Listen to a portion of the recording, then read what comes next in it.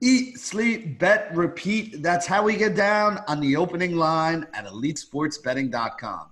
My name is Benny Ricciardi, and I'll be your host today. We're going to go through probably our last set of college football bowl games here, talking about everything from New Year's Eve to New Year's Day, all the way through to the national championship game. So it's about 15 games left, a lot of stuff to talk about here. And as always, I bring in my experts from www.elitesportsbetting.com. We got Real Frank and Golfman Paulie, otherwise known as Fried Egg Paulie, because, as long as the Paulie's in there, you guys know who we're talking about. But either way, pretty good weekend for some of the bets that we talked about here. So let's just go through that to start off with. So, Frank, good weekend for you?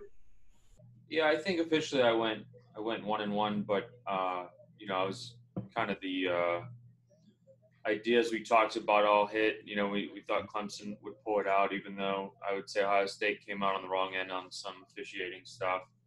But other than that, we expected LSU to roll.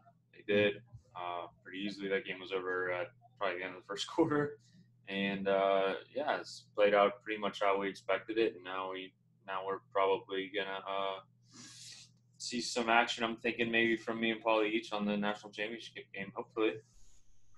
Yeah, it was a good weekend for me. I'm not gonna lie, Paulie. I was on Penn State, I was on Clemson, I was on LSU. So on Saturday, I was just taking money and rolling it over to the next game. Got a little nervous there at night. Got a little tilted as well because my mother-in-law is an Ohio State fan. So I was sitting there with a bunch of money on Clemson, and she's rooting for Ohio State. And I was like, you know what? Your kids are about to go to community college, so keep rooting against me right now. But anyway, either way, how about for you? Good weekend for you? Yeah, it's been a good last couple of days. So since the last video recorded, I think I was 13-4, I think, in college football. So it's been pretty much going just exactly like I planned. I wish it was always this good. Well, you actually planned 17-0, but 13-4 is not a bad. Yeah. At a couple small losses. Yeah, so hey, you know what? We got to give a little bit back as well. If we win all the time, then the books start banning us. So we got to have a couple losses in there just to, kind of keep it going right now. But like I said, we got a lot of games to talk about, so we're just going to get into them right away. We'll start with the games on New Year's Eve and kind of work our way through to the national championship game at the end. So first game I want to talk about is the Belk Bowl. Virginia Tech and Kentucky opened with Virginia Tech as a 3-point favorite. 45 was the over-under. Virginia Tech is a little bit less of a favorite now. I'm seeing 2.5 in some places. There's still a couple threes out there as well. The total has gone up, though. We're looking at a 46.5, 47 total, with normal juice in a lot of different spots that I'm looking at. So we'll start up top with you, Frank. Virginia Tech, Kentucky, any plays? Yeah, I've got this bang on 2.5, so nothing for me there at the current number. I maybe would have played it earlier before it moved, perhaps, but 2.5. Virginia Tech, 45.5 total for me as well. Nothing special there. These teams are incredibly average, and like we've said before, these are easy ones to pick, right? Completely average pace, average teams, and here you go. Paulie, anything for you in this one? No, I'm pretty much right on market. The only thing to note here is the Virginia Tech defensive coordinator, Bud Foster. He's been there for like an eternity, like 30 years. This is going to be his last game before retirement, so that's a little bit of maybe a motivation angle for the team, putting in a little bit of extra effort, trying to send him out on a high possibly. Okay, so a little bit of narrative going on there. I don't have anything and lean either way on this game. And you know what? We got 14 other games to talk about, so let's move on and talk about the next one. So the next one is the Sun Bowl taking place in Arizona. We got Florida State taking on Arizona State. Arizona State opened 4.5-point favorite, opened with a total of 55.5. They've held pretty steady. It's basically 4.5 Arizona favored in most places I'm looking at now. The over-under did drop a little bit. It's down to about 54 from 55.5. So, Frank, we'll start with you. Or actually, Paulie, we'll start with you this time. Anything on this one? Yeah, this one's a little bit difficult to handicap here because you got Florida State, who obviously canned their coach already. We'll have Mike Norvell, who coached Memphis, coming in. Who I don't think he'll be coaching this game. So it's kind of like a little lame duck situation here versus an Arizona State team who has been highly variant, where they've looked absolutely amazing in games, where they've upset, let's say, Michigan State, I think, earlier in the year, and then they also won the big game against Oregon, right?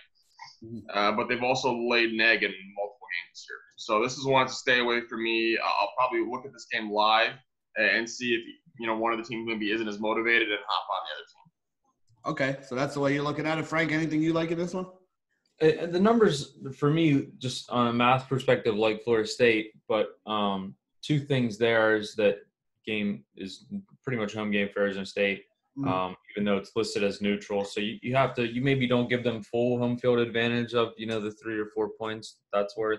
I have the game at 1 on a neutral field, so maybe like 2 or 3 you would expect the line for me to be if I just give them a little bit of home field. And Cam Akers is entering the NFL draft for Florida State, right? So he's going to be out there, their top running back. So he's bailed on the bowl, and you add all that up together, and Florida State 4.5 sounds about right.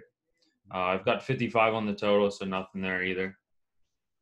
All right, so basically Vegas is doing a pretty good job now that they've had a couple of days to kind of look at some of these stuff, and we're right on the market with that, and that's fine. I mean, a lot of times if you see that means there's not much of an edge there, and you try to move on to the games where you have one. So we'll see if we can find one. Good. And you tend to have less edges later on in bowl season because you're having teams that are a little more well known. So early in the bowl season, you have some of the smaller conferences playing each other, but now you're having majority of these teams are in the Power 5 conferences, so books are able to have an update and everything to accurately set the lines on. Yeah, they have a lot more and a lot better information about these teams. And these numbers have been out for like 2 or 3 weeks now too. So we've had a lot of money come in, and the line's getting more and more and more efficient. You know. Yeah, the lines have had a lot more time to be shaped than some of the games that popped up right away. So, you're not going to see as much movement in some of these as well. So let's go on to the next one. The next one is the Liberty Bowl. Here's one where we have actually seen some movement. Kansas State opened as a 2-point favorite here with a total of 51.5. The total's held pretty solid. You're seeing some 52s, some 52.5s. But Kansas State went from a 2-point favorite to a 2-point dog. So what I'm seeing now is 2.5 to 3 even in some spots. Navy being favored after Navy opening as a 2-point underdog. So, Frank, we'll start with you up top. Anything on this game, or did we miss this move already? Well, you certainly missed the move on Navy. I had it at 2.3, but we've talked about this before in that through the zero like this, it isn't necessarily as big of a move as you would see if it went from, if it went 4 to 5 points from 3 to 7 or 8, right? That's a totally different movement. We're basically taking Kansas State, who is a small favorite, and now saying Navy is a small favorite. It's pretty rare to see teams win by 1 and 2, and sure, it's more likely in college than maybe it would be in the NFL. But we have to be clear that these are what we would call dead points, where they have, you would expect a team to win by 3, right? So there's every point matters, and if you're on Navy, you're on the right side here. But, it's maybe not as big of an advantage as it might feel. This game comes down tied at the end, and one of the teams kicks a field goal, they're covering on either side. So it's not that big of a difference. Where I am playing is I do like the under. My number kind of surprised me here. A lot like last week or the other day over the weekend when I had a pretty big edge on Clemson and Ohio State under. I've got a pretty big edge here on Kansas State Navy under 52. It's not necessarily a bet that I love. If you look at, their recent games, maybe Navy played a game that totaled out at 38 in their last game. Kansas State played a game that totaled out at 44 in their last game. So either way, I'm liking my numbers like the under. Me personally, I don't love it. Just looking at these two teams, but we already bet the under 52, I think. Yeah, under 52. And it's holding there. So, this late in the end of the week, we may not see a whole lot of movement come in, but either way, it looks like you can get some 52s, some 53s out there, depending on the book. Yeah, Paulie, anything for you on this one? Yeah, I actually are playing this game. I have taken Navy minus 2.5 here. So Navy's got with Malcolm Perry, a quarterback, running triple option. They have the number 1 rushing attack in all of college football. And if you'd dig into Kansas State, they're actually worse on defense in terms of rushing, in terms of defending the rush than they are the pass. They're, I think, 43rd defense overall, 40, and I think it's 61st in defending the run. So they're a little bit weaker there. So they may struggle a little bit with Navy there. And if you look on the opposite side of the ball, surprisingly, even though K-State's a Big 12 team, they actually run the ball a lot, which I think helps Frank's under a little bit because you have two of his rushing teams going to be running the clock a lot. But Kansas State's the 38th ranked rushing offense, and they're going up against the 13th best rushing defense. Mm-hmm. So that may mean K-State has to pass, and they're the 106th best passing offense, which is kind of scary for a Big 12 team. So that has me leaning towards Navy, and then I actually don't mind it here. You can almost even parlay it with the under here. So I think if Navy wins, the game is going to go under. All right. So, I mean, we all kind of think Navy is the right side here. And then, you know, from what everybody's talking about here, it sounds like the under makes a lot of sense when you have two running teams that are going to be, you know, running the ball down each other's throat and the clock keep moving. This could be a very quick game to watch. And I'll be putting a bet in on both Navy and the under in this one and kind of following you guys and the stuff that you're seeing here. So that's a good one. All right, so let's go talk about the next game here. We got the Arizona Bowl, Georgia State and Wyoming in this game. Wyoming being a 7-point favorite. Total started out at 50. It's down to 47.5, 48, depending on where we're looking at it here. Paulie, we'll start with you this time. Anything Georgia State-Wyoming game? No, I'm right on market in this game here. No edge on either the side or the total. All right, Frank, anything for you in this one? Yeah, so I had got the game at 7 as well, and 50.5. So it did start around my number there, and it's gone down. I'm not one to want to really fade line moves, especially this late into the week. You know, these lines been out for some time, so I would still consider maybe over 47.5. But it's looking pretty juicy where I do see a 47.5. So if I could get 47.5 at like minus 107 or something like that, I would take it. But I'm not so sure they're going to move much. I would not play over 48 though at the current number on most books. All right, so not too much in this game. Maybe a little slight lean to the over if you know, we can get the juice taken care of, or if it comes down a little bit more. Like I said, it did start at 50. It's down to 47.5 right now.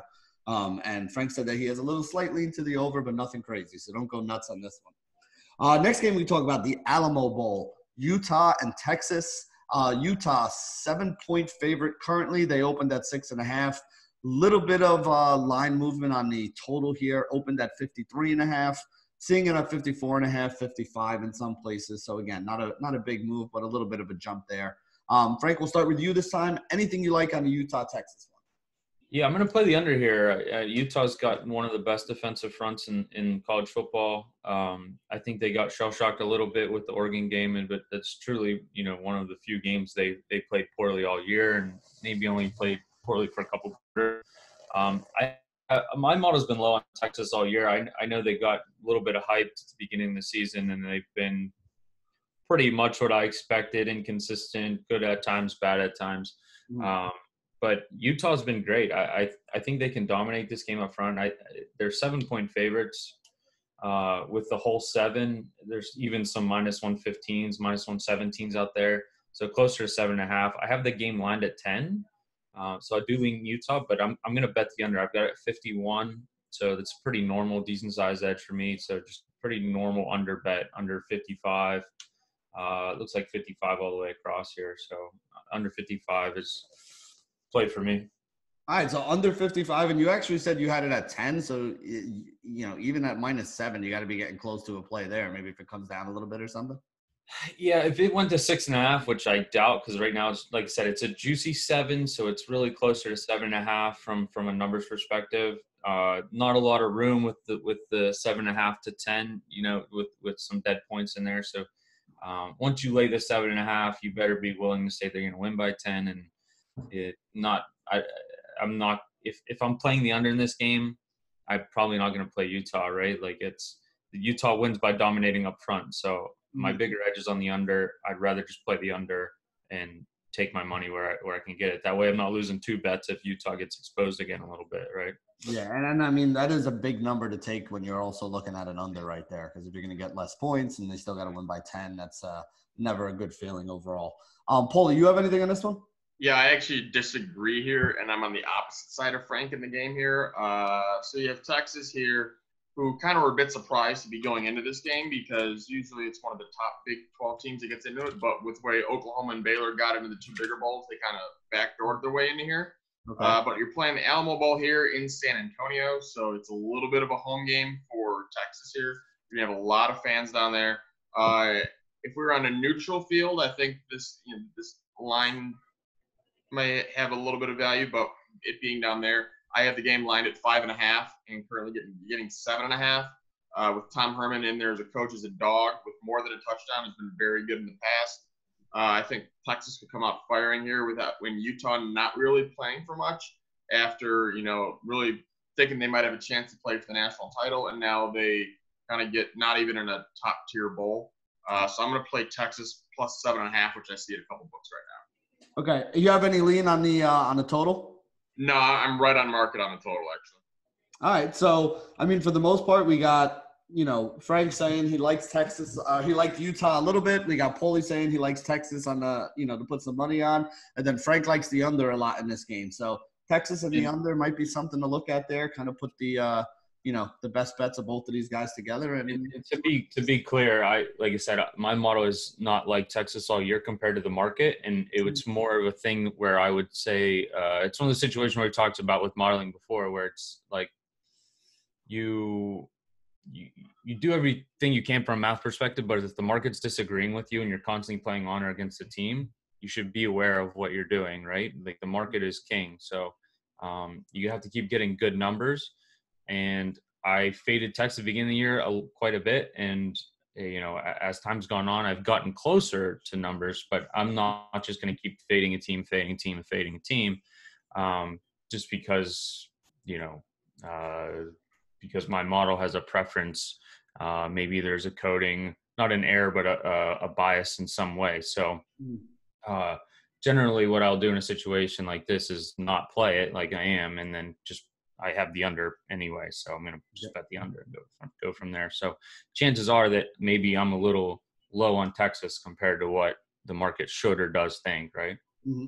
All right. So that's a good explanation of it. You got to, the math is important, and a lot of these guys who are heavy in the math are going to follow their math, but you also got to look at it and make sure that everything's making sense to you, because sometimes things just don't seem to be following along, or, you may put more emphasis on something in your model than, the bookmakers are putting on in theirs. And, sometimes you're right, sometimes they're right. But like Frank is saying, you got to see how it's been working out for you during the year, because you don't want to be throwing money away because of, just a little bit of a difference in how you calculate a number versus what they're calculating that number. Right.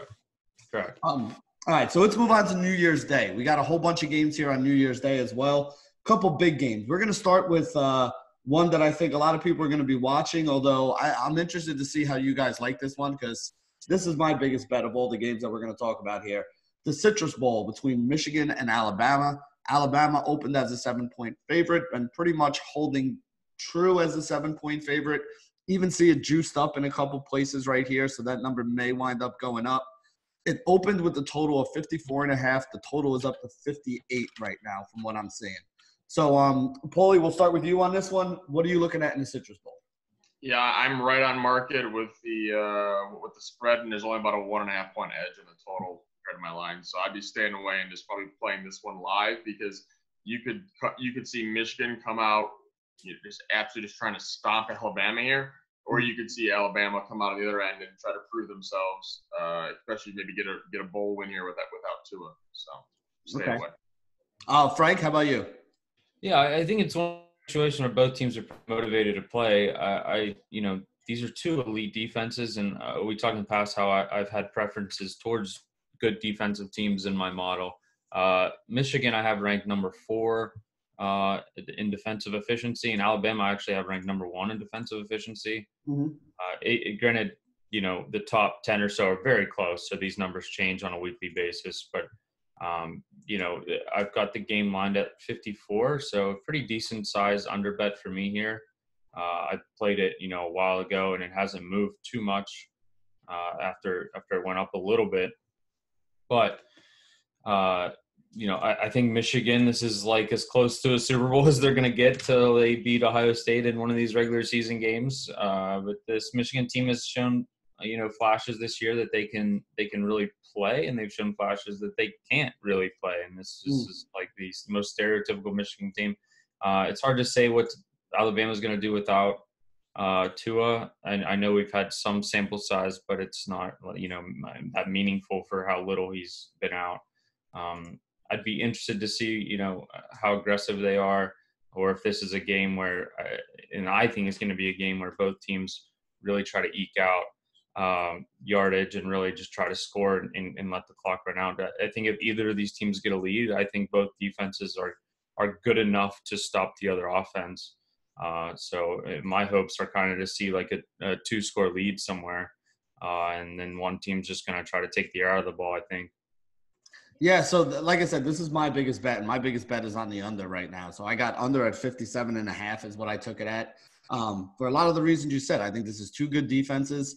You have reasons to believe that both of these offenses could be less than, what you would expect. Obviously, Michigan going up against Alabama, I don't think is going to have a ton of success, and they've been a very erratic team this year on the offensive side of the ball.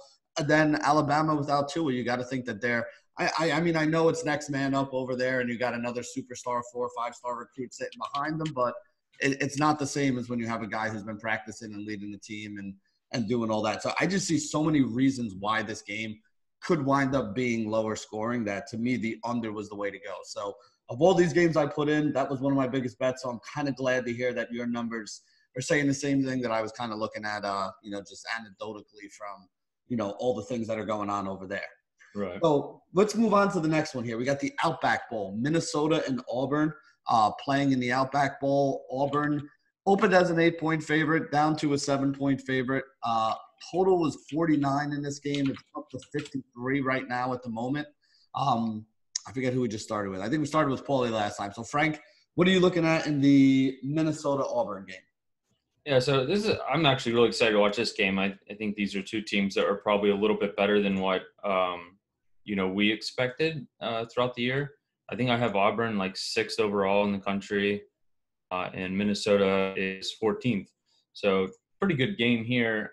This is probably going to be a much more fun game to watch than the Michigan-Alabama game, besides the stardom. But I'm leaning towards the under here. I have it at 50. Again, this late in the week, I don't like to fade these big line moves. So unless it goes up maybe another point or a half point, I'd maybe lean the under, which seems to be a trend for me in this bowl season.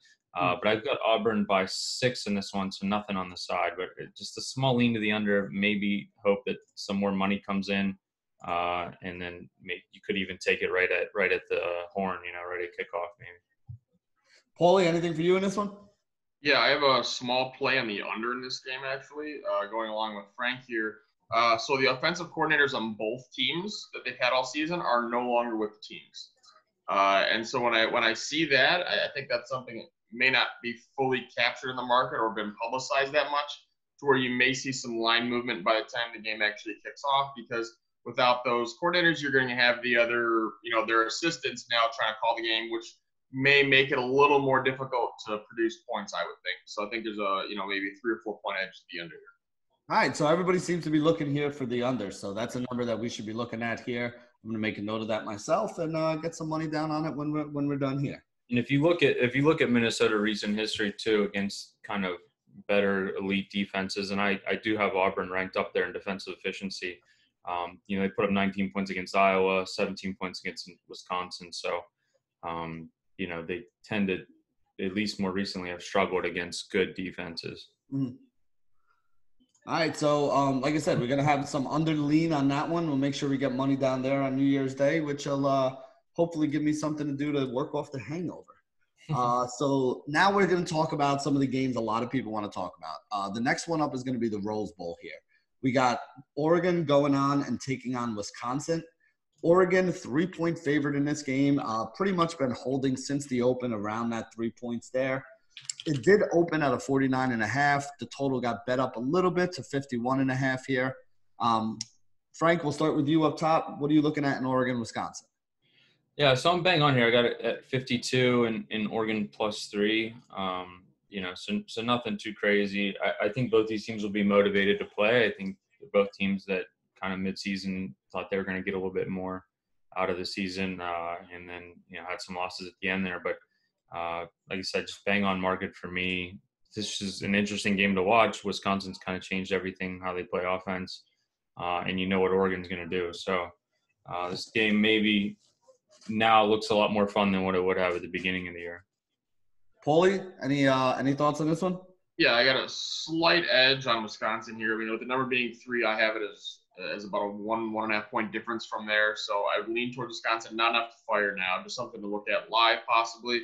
But the one thing with the total here, I think you can see a highly variant result from this total. You can see the game end 17-14, or you can see the game end 42-35, and neither would surprise me. So this is one of my bigger spots to look at for live betting after about 2 or 3 series, because you'll know right away what's going to be going on, and the live betting algorithms the books use are not going to be able to adjust to what the actual pace and offensive and defensive efficiencies actually are in this game. All right, so let me ask you this then. What are some of the triggers you're looking at in game that would lead you to say, I want to be on the over, I want to be on the under, I want to be here? So what kind of things are you looking for? What kind of things can we tell people to look for? And the first one to look for is pace, to see how long they're taking for plays, whether they're draining it down to 4 on the clock, or they're going to be able to hurry up and snapping it with 20.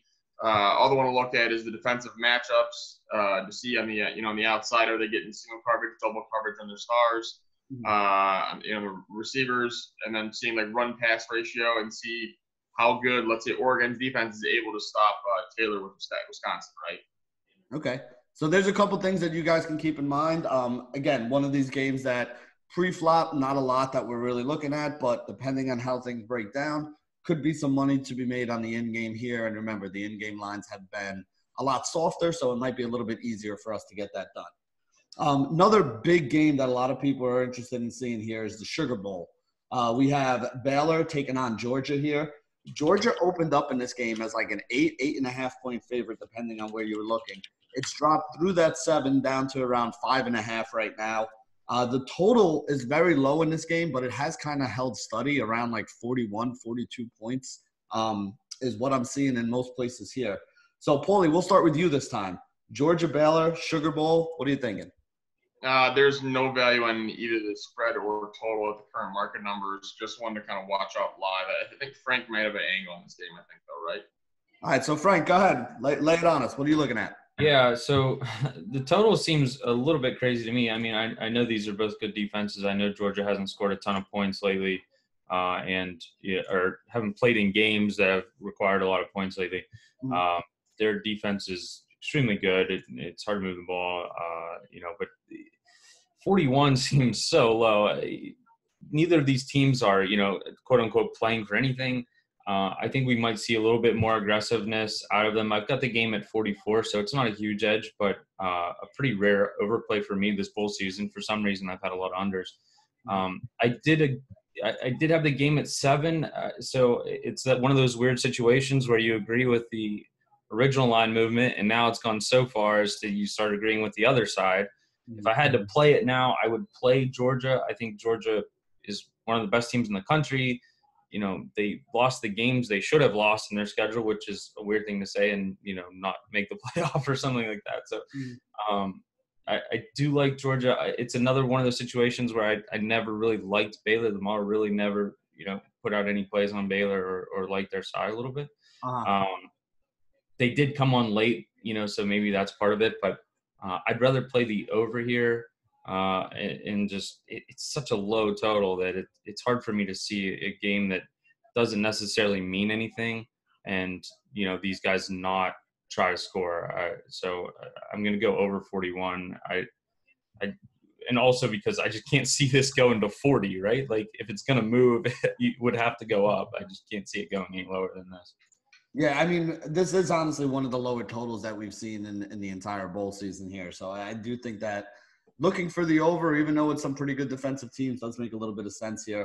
Now, you said you had a little play on Georgia, or you thought they would decide, but you're not putting any money on it. Well, like you said, it opened at 8 or 9. 8.5 is the open. 5.5 is what I'm seeing it at here. Yeah, so I liked Baylor at open, and now I like Georgia, and it's one of those big line moves where it really wouldn't have been a bad game, especially if you already bet the over. If you bet Baylor and then you could try to middle Georgia or something. But I'm not one to do that necessarily. I'm also not one to bet a side and a total in the same game. But like I said, I agreed with the original line movement. Now I think it's gone too far, and I would, in that situation, it's like I don't see an angle for me to play that anymore. Just why flirt around with that when I'm already betting the over? Yeah. So good point that you brought up here is, there are multiple ways to bet a game. And this is probably the second or third time I've actually heard Frank kind of say this, where he has a slight lean in the total, but a bigger lean that he likes better, a bigger edge or a slight lean in the line and a bigger edge in the total. So he decided to just bet the total there. And I think that's something that people need to kind of take a look at. If you have an idea of how you think a game's going to go, and maybe one number is off a little bit or kind of where it should be, and then the other number is the one that looks out of whack, just play that other number. You're looking to get the edge that you can take there. If the edge is better for you to take in the over, then take the over and leave the -7 on the table.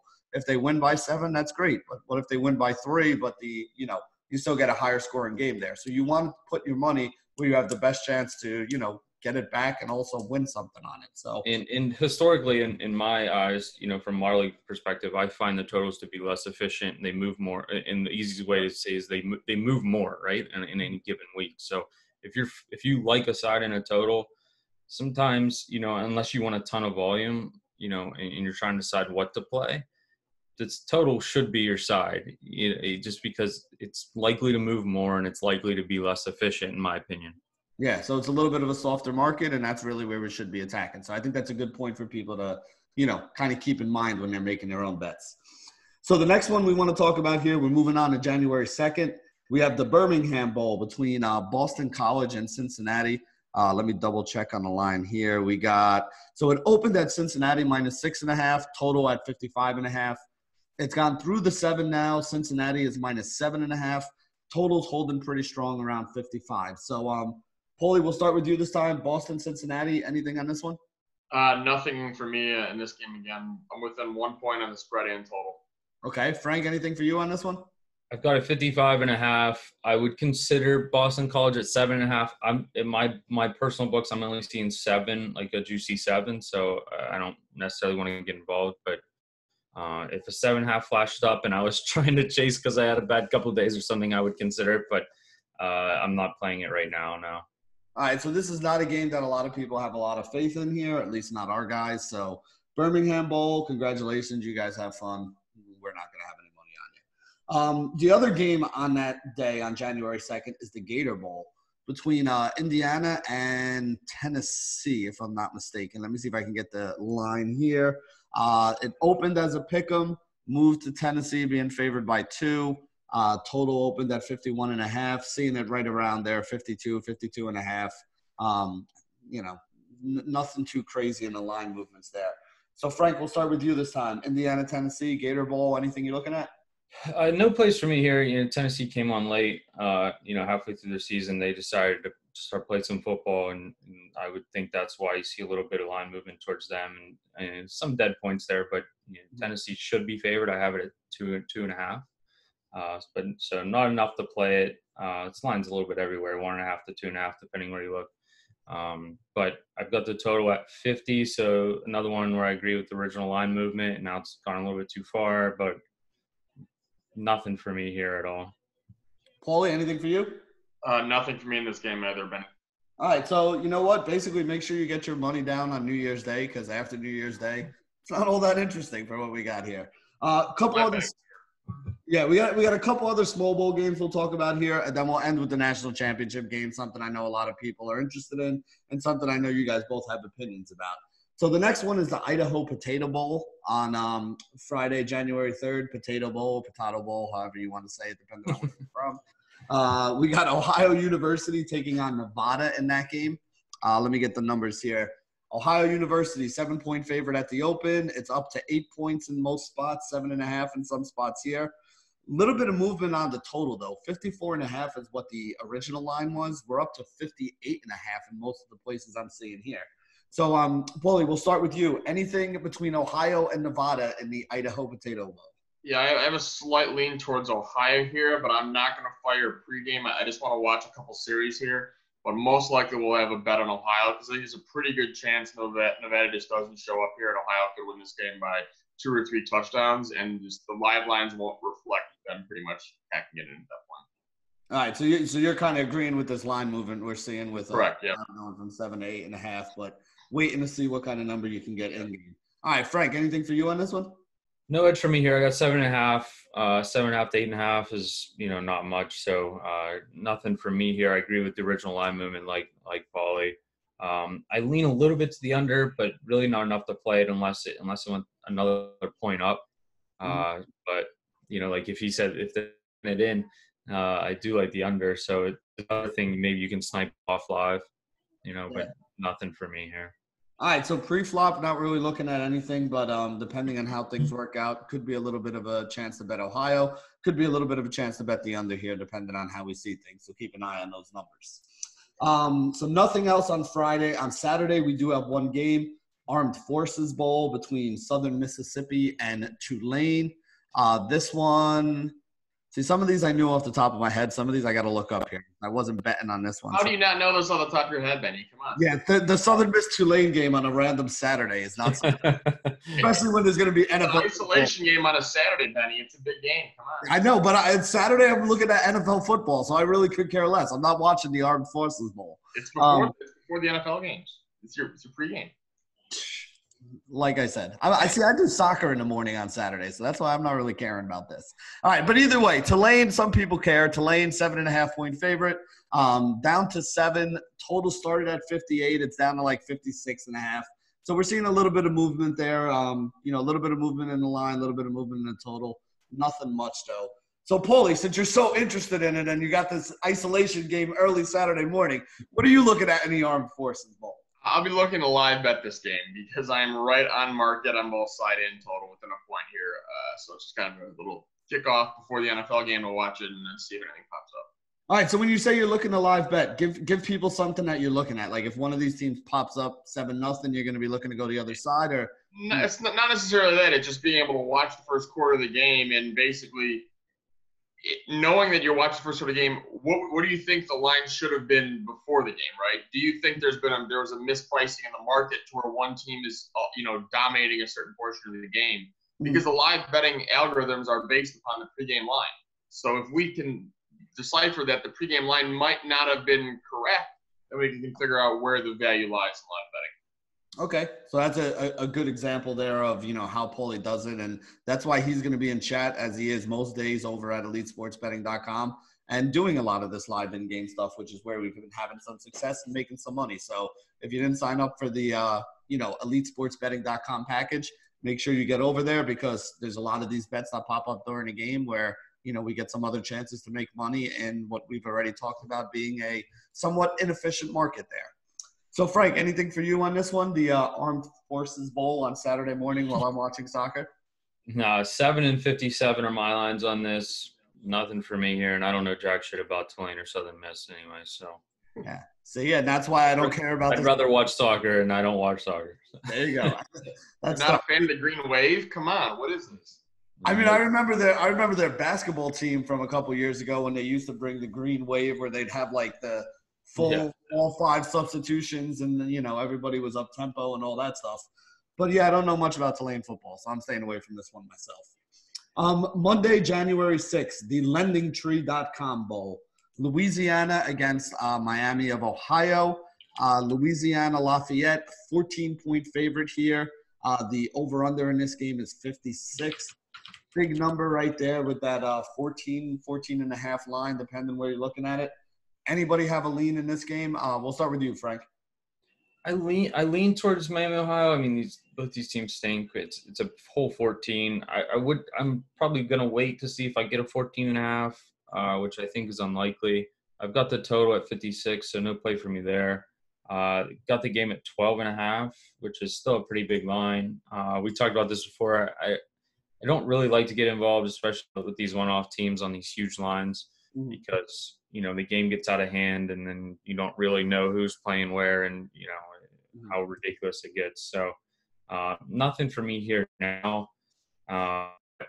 if I had to pick a side, I would take Miami, Ohio. It's just a small lean there. All right, Paulie, anything for you? Nothing pregame for me on this one. All right, fair enough. So the last game we have here to talk about is the one that I know everybody's interested in. So if you hung around for the whole show to hear what they had to say about the national championship game, this is the time here. We had the Clemson Tigers pulling off a massive comeback that helped me out very, very much in the bankroll against Ohio State the other night. And then we have the LSU Tigers who went out and just absolutely bludgeoned Oklahoma, as many of us thought was going to happen, but they beat them even worse than I thought they were going to beat them. So you got two teams coming into this game undefeated, two very good football teams here. LSU favored by 6 in this game was the opening line. It's down to 5.5 right now. 6 had a little bit of juice on it, actually. So 5.5 was probably the right number. Total is huge with a big number at 70. Paulie, we'll start with you at the bottom. National championship game, LSU favored by 5.5. Total is 70. What are we looking at here? Yeah, so I actually disagree with the market here. I think the number is way, way, way too high. So if we go back and look back a week, and the books post look-ahead lines for the national title game, right? So the line they posted for Clemson LSU a week ago was Clemson favored by 1 point. And now we're seeing that move all the way on the other end of the spectrum to where it's 5.5 or 6.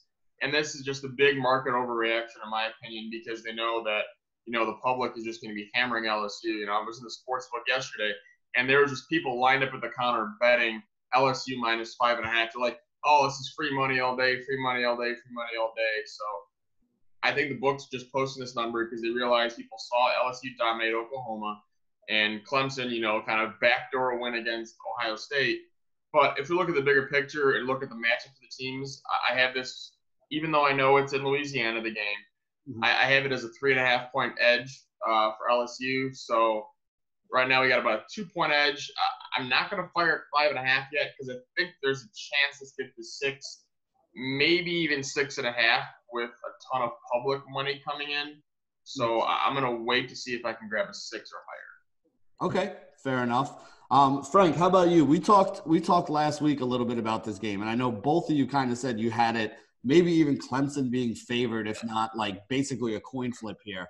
I did not listen to either one of you guys, and I did take LSU at plus 135, which makes me pretty happy right now because I'm going to probably throw a bet on Clemson getting the 6 at the moment and, kind of give myself a little bit of a middle there and one way or another probably walk away with a little bit of a profit. So I would assume you're on the Clemson side of this as well with that number being too high? Yeah, I'm kind of shocked to see this. I didn't look at the look at headlines, but with your 135 now, you can play Clemson something like 180 probably, right? So, you're going to make money regardless. So last week I had Clemson small against Ohio State as small favorites. After I thought I would get them around pick 'em after last week, but LSU won so big, it's moved it towards LSU minus 1.5 for me.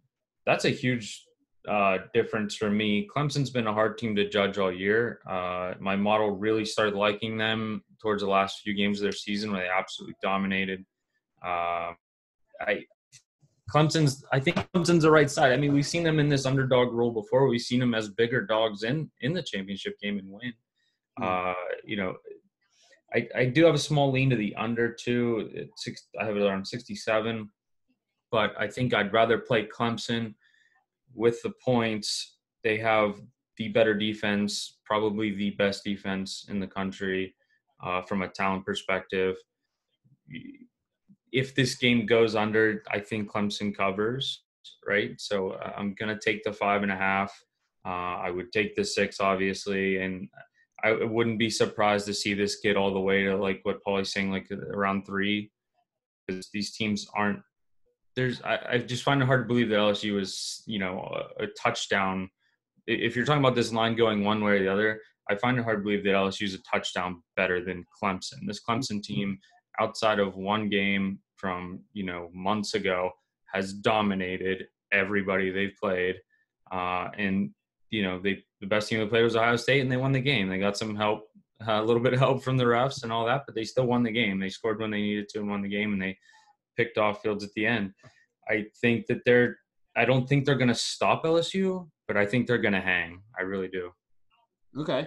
Again, right now I'm looking at DraftKings playbook while you guys are talking. They actually good. It's up at like 6.5. I just saw. Yeah, I Right? was just gonna say they're offering 6.5 over there at the moment. Firing at 6.5 over there. I mean, those rec books aren't going to give you LSU at a good number. So if you have a rec book like Bovada or playbook, whatever, they're going to give you 6.5 here. They might even give you a 7 soon. But I think once these limits go up and bigger groups get involved, this number is only going to go down. I just can't see. I can't see LSU getting to 7 or 6.5 or something. I cannot see it. I'll tell you what. Like I said, I already put in a bet on Clemson at 6.5 to kind of middle out the LSU at plus 135. I have hoping LSU wins by 6 or less, and I kind of cash. Yeah, there you go. Yeah. But if this gets up to 7, I might even wind up putting money in on the other side where I say screw the middle and screw trying to guarantee myself a profit here. Like, to me, that's just a whole touchdown is a big number in this game. I think both of these teams are good. I think this is going to be another game just like the Ohio State game where it's close. It goes back and forth.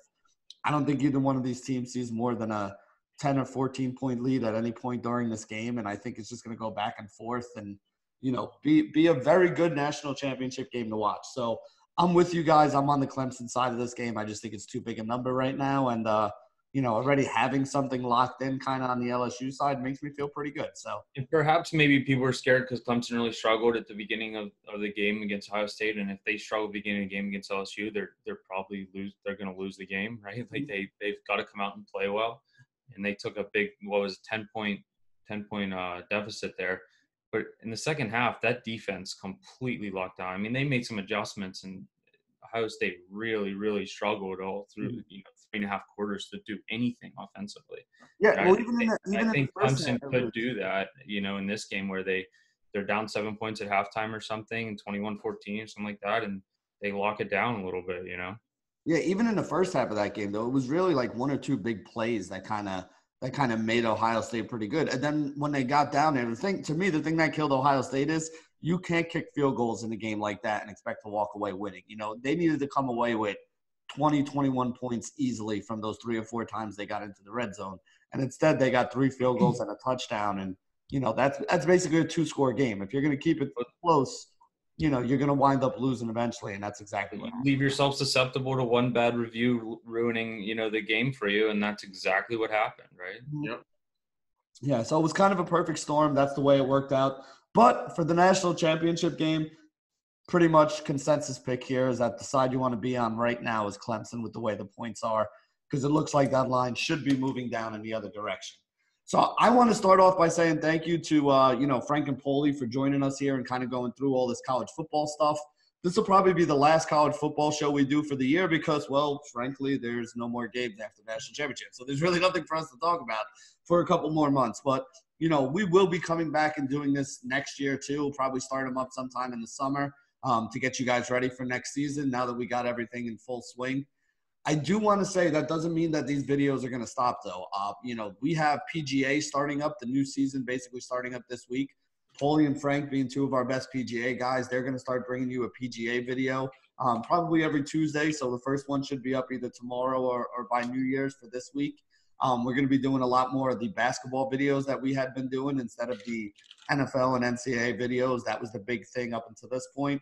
With the NFL season basically being into the playoffs and college basically being over, we're going to switch over a lot to NBA basketball for the next couple months, do a little college basketball as well. And then, eventually sometime in April, we'll start adding in some baseball shows as well.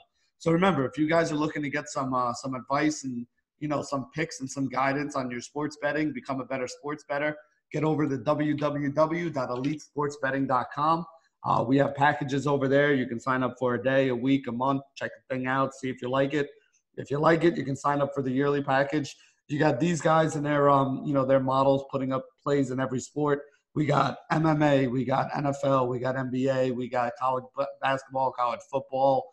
We got NASCAR picks over there. You name it. We got an expert who's, kind of giving you their ideas on it and guiding you through. A whole bunch of people who are putting up positive money and, helping me pay for my kids to go to college one day. So I appreciate you guys for that. Yeah, well, community college too. But actually, Clemson won that game, so they're back on, at least the state school for now. We'll see what happens. So, for Paulie and for Frank, I'm Benny Ricciardi, and this has been another episode of The Opening Line at EliteSportsBetting.com.